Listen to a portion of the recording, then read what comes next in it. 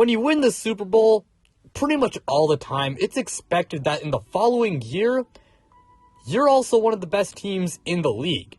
However, sometimes these squads do experience hangovers, and they flop the following year. And that is exactly what happened with the Rams this past year. So, why exactly did the Rams suffer one of the worst Super Bowl hangovers in league history?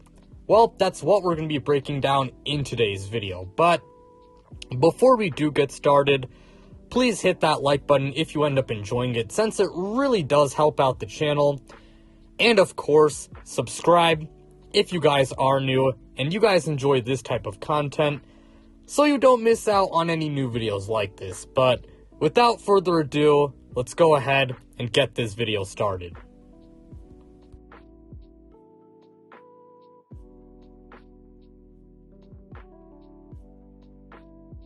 Now, the Rams' pass rush and their defense as a whole, it was one of the best units in the whole league last year, and their pass rush was a big reason why they won the Super Bowl in 2021. I mean, they had Aaron Donald, Von Miller, who was one of the best edge rushers in the NFL, and Leonard Floyd, who honestly was pretty good last year and the year before that.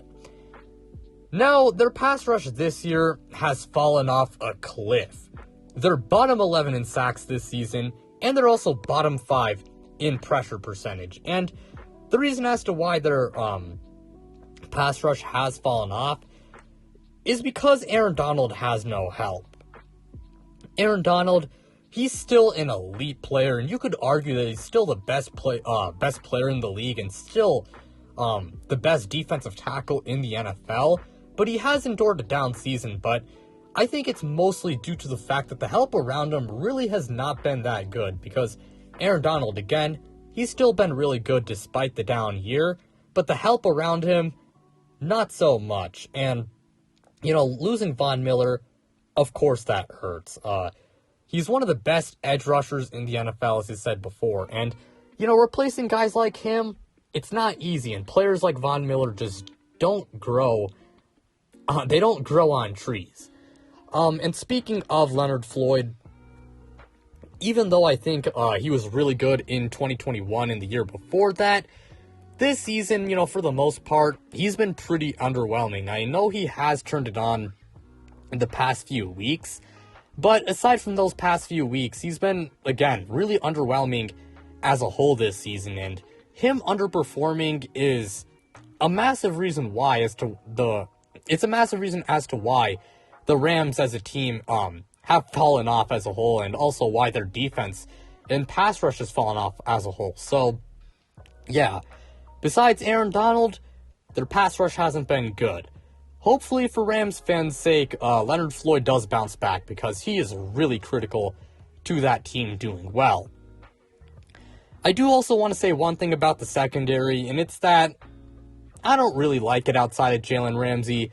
Jalen Ramsey, he has endured a bit of a down season this year, but even in this down year, he's still one of the best cornerbacks in the NFL, and I think he's still a top 5 player at his position.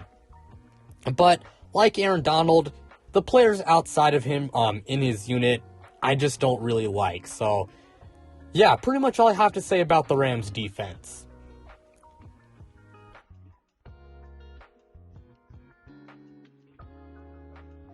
Now, like the Rams defense, their offense has been a mess this year. First off, Matthew Stafford regressed big time this year.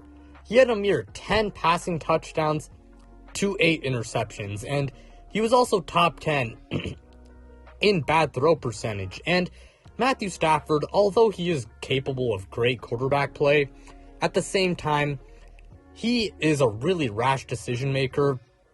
And it's true that his gunslinging play style definitely leads to a lot of turnovers, which can be really frustrating. And, you know, even last year in 2021, he led the league in interceptions with, I believe, like 17. So Matthew Stafford, you know, he's got to take accountability for how he played. He regressed big time.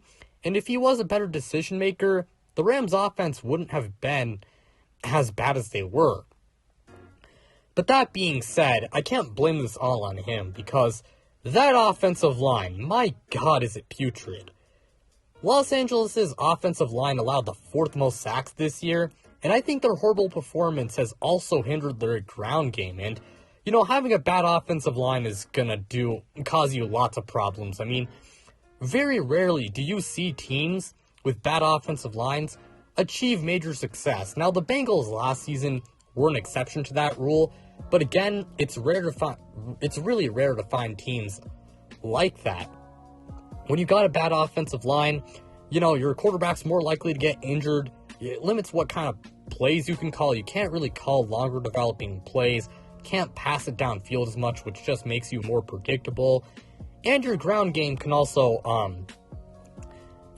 your ground game can also be hurt by your offensive line. And I think that's been a big reason why their run game has been pretty ineffective this year. And again, Matthew Stafford did not play well this year, but when your offensive line is giving you no time to throw and you're getting pummeled pretty much every single play, I think it's pretty it's expected that you do regress, and I can't totally blame him for how he played when he has this pathetic of an offensive line in front of him. Now, I will say they dealt with injuries on the offensive line, but again, it was putrid, regardless of injuries or not.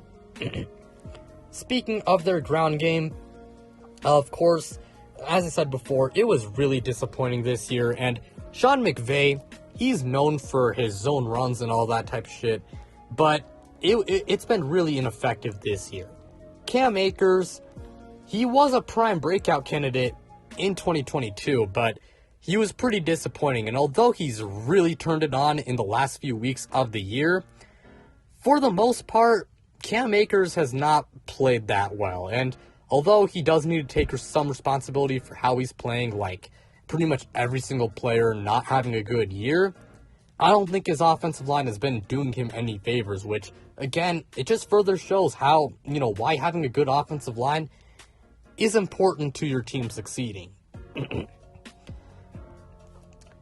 And the last thing I do want to talk about with why their offense has been so bad, surprisingly, their weapons have not been very good either.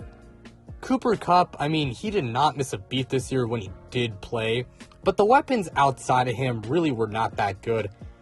Allen Robinson, a lot of people expected him to bounce back now that he had Matthew Stafford as his quarterback, but Allen Robinson has been really bad this year, and even though they don't throw the ball to him a lot sometimes, and that can get frustrating, sometimes you just want them to throw the ball to him, he also hasn't been getting open very often. So, yeah, it's a mix of some other factors, but Allen Robinson also does need to take blame for how he's playing. And, even though this is sad to say, Allen Robinson, we might have seen, the best of him already, and he might be on the decline, because he was bad in Chicago last year and wasn't much better this year. So, yeah, what makes it worse is that Los Angeles handed him a pretty expensive contract that's looking pretty bad right now, especially when you factor in that they could have spent it on some other stuff. So yeah, Allen Robinson, been really bad this year. And of course, the wide receivers below Cooper Kupp and Allen Robinson have also not played that well. Tyler Higbee, he's alright, but he's nothing amazing. And while we are talking about weapons, real quickly, I do want to mention Tutu Atwell.